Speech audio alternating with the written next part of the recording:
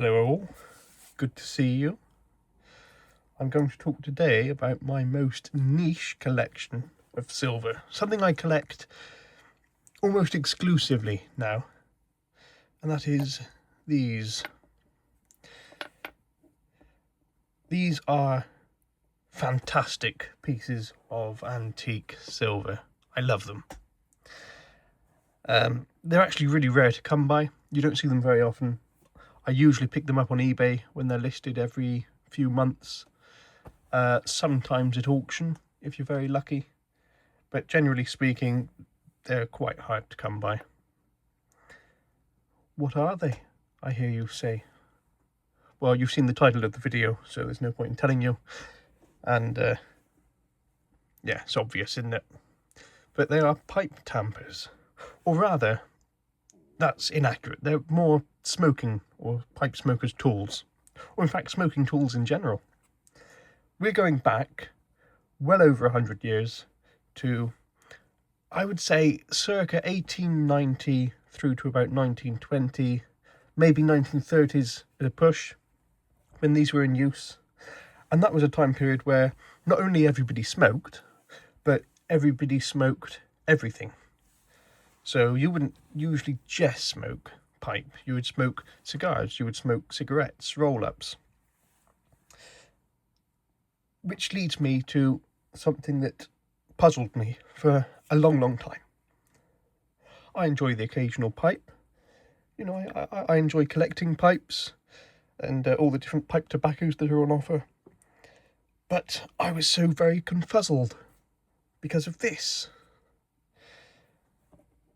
Why is it that every single pipe tool, right, and I'm going to show you a modern day example, right? This is something you can get right now, today, on any online tobacconist. This is what they call commonly a Czech tool, because it's made in the Czech Republic. And this just has the three basics. Has your tamper there for as you smoke down to ash, you push it down. It helps the make the ember burn properly. It compacts it slightly, which helps it burn. This is a cleaning tool or an aerator. Don't usually use it for aerating. You usually use it just to clean out the pipe. And of course a little spoon, which is also used to clean out the pipe. Here's another example, a little bit more fancy. That's got a little, that's not actually a blade. It's not got any sharpness to it, excuse my cut thumb. And it's also got the little fork on that side with, of course, the foot. And there's many hundreds of different designs you can buy today for these. But none of them, absolutely none, have this tool. And when I say, oh, they all had that, they all had that.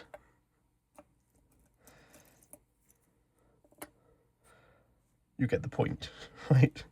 There's a lot of them that had these little tools. And I actually posted it on many different forums. Pipe forums, pipe collecting forums, antique silver forums. What is it for?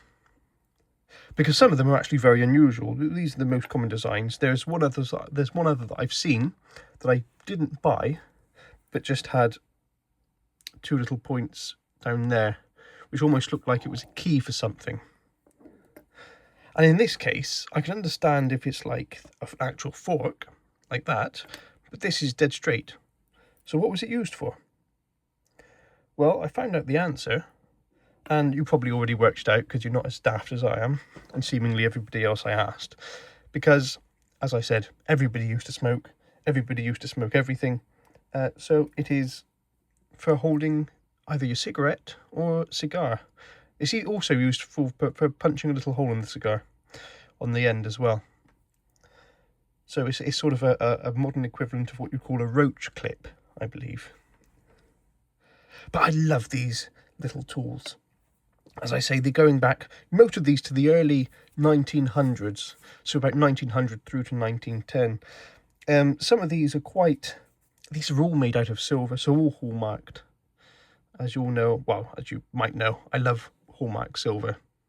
The English hallmarking process is fantastic, the hallmarking tradition.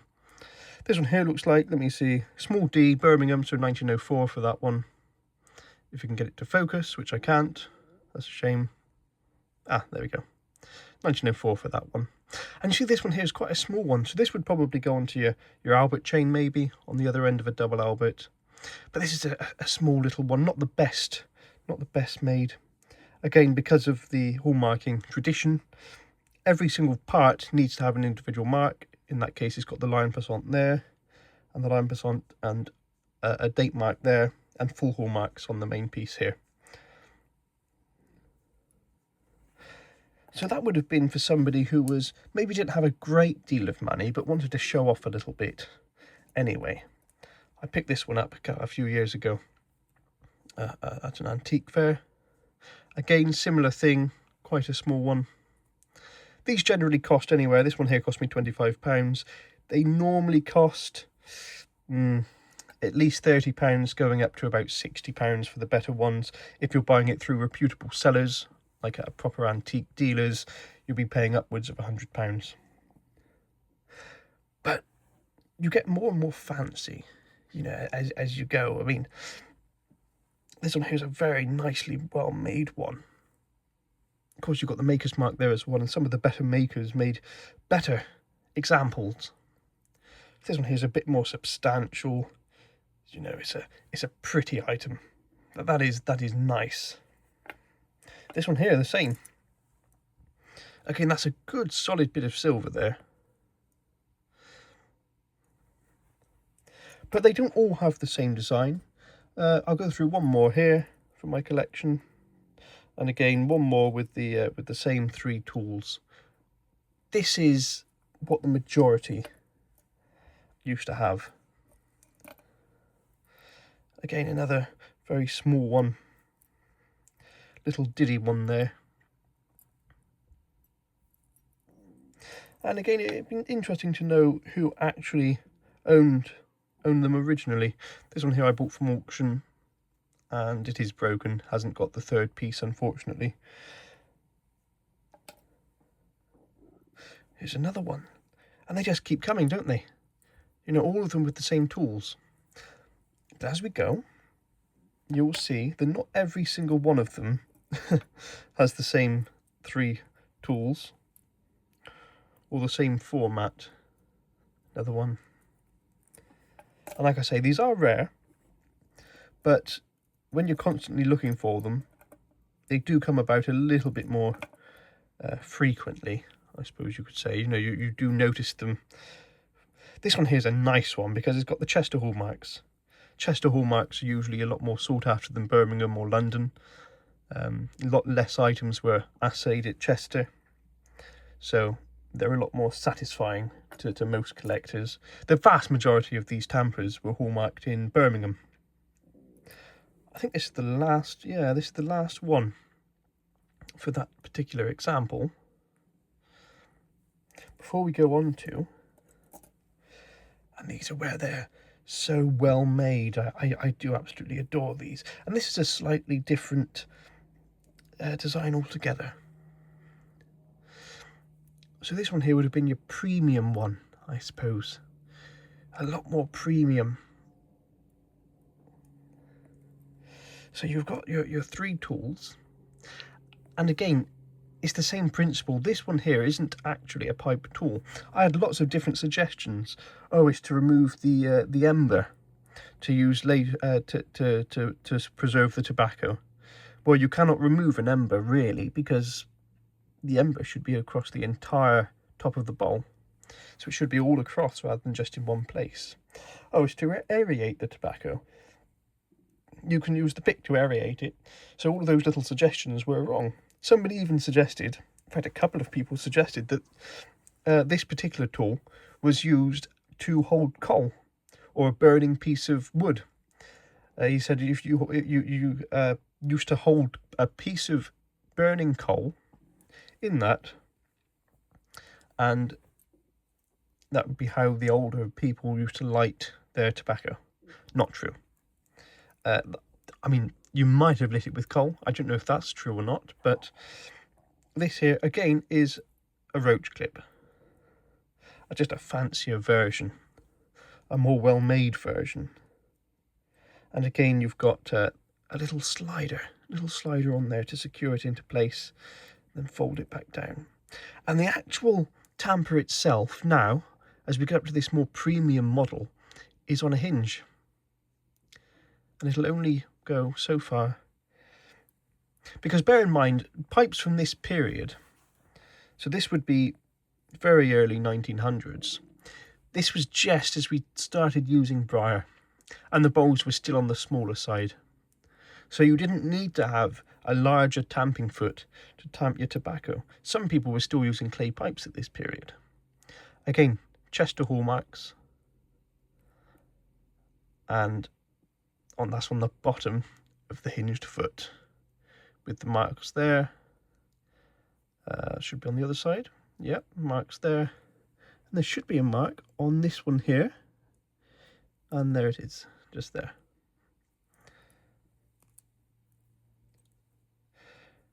Now, those there are just stunning, stunningly beautiful. I mean, they really are incredible. And some of them people used to have different designs.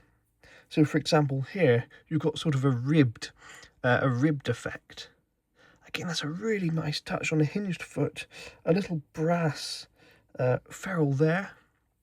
Again, that opens up quite nicely. You put your cigarette or whatever in there and secure it. I mean, it really is a fantastic piece of workmanship, of silversmithing. Then we've got another one here. Again, this is the same maker again, look, JA. Can't remember who the maker is, but these are actually matching hallmarks. It looks like to me that to this one here. Yeah, look at that, same year and everything. Made in the same year by the same maker. The difference on here is, and some of them, yeah, I mean, that's been bent, which is a terrible shame. Could be straightened. I don't want to be the one to do it in case I break it. But that's sort of such a delicate little ring there that's been made. Is absolutely brilliant. So a lot of these items are just so well made, and for the price point, they're only ever going to go, as far as I'm concerned, up in price because of how rare and scarce they're becoming. And more importantly,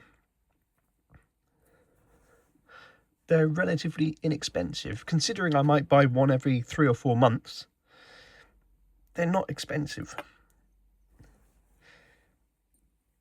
Again, one more there. I think the end here has actually broken off, which is a shame. But again, on the little foot, I just can't get enough of them. I think they're fantastic, fantastic works of art. This one here made in Birmingham. Again, this one here is actually 1901. Small b, lowercase b, so 1901. A period where briar pipes were only just coming into fashion. So again, you would not need to have the larger tampers that we see now with the larger tools. But something that's very, very rare for these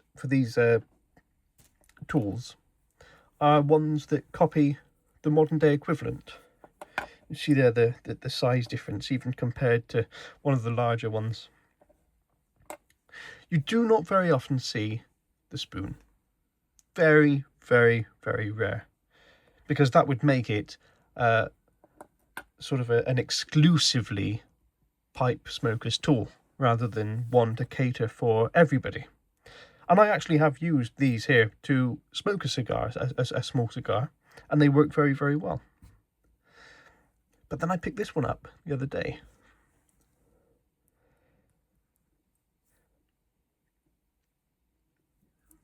That one there does have the small spoon, one of the very, very few that you will come across with that. It's got the little hinged foot, and unfortunately I still can't quite work out exactly what's gone wrong there. That should come to there and stop, but it goes all the way. I honestly cannot work out what it is that's the problem. I just can't work it out.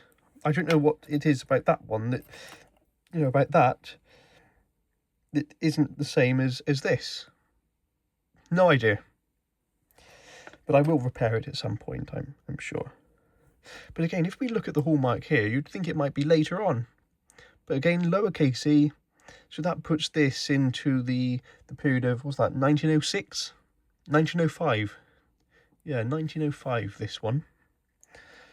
So again, an old tool, but with the contemporary traditional tools. But it gets better. And unfortunately, I can't tell you how it gets better because I solved the one example that I had.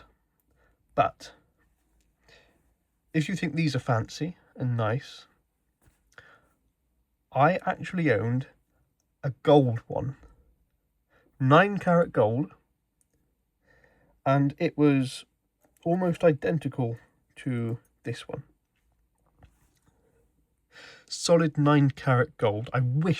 I genuinely wish I'd kept it, but I just couldn't justify the price. But exactly the same as this tool, but in 9-carat gold. That would have been for a very, very wealthy individual, probably to go along with his 9-carat gold Albert chain. And I've only ever seen two, the one that I bought and one other, in all of the years I've been collecting them. They were exceptionally rare. Whether they were made in 18 gold as well, I'm not sure. But of course, as fantastic as these are, they're actually older versions as well, going back. There is a Dutch pipe smoker's tool. And this Dutch one is about so big. And it has 7 different tools, I believe it is 7 or 8 different tools that fold out for various different purposes. And it's got one large loop around the top. And that actually acts as a tongue scraper. Tongue scrapers are things that go back thousands of years, but yeah, a full pipe smoking tool. It's a tongue scraper as well. And at the bottom, it has the hinged part, which is the foot. Very elaborate, very expensive. The last one that went to auction, the estimate was 80 to 120 a couple of months ago, sold for over £700. So I couldn't add it to my collection, unfortunately. So for now, this is what I have. But yeah, I'll absolutely make more videos about anything, really. Different types of pipe tamper, maybe. Sort of modern ones, not necessarily silver. I might do some pipe videos at some point. That would be good fun. But yeah, this one here was just sort of a look in at the silver side of things. As you know, I love antique silver, so this here is just like my dream. You know, as someone who's into pipes and antique silver and not spending a great deal of money, these are just fantastic. So yeah, hope you enjoyed seeing my little collection, and I'll make a video again very, very soon. Love you all. Bye.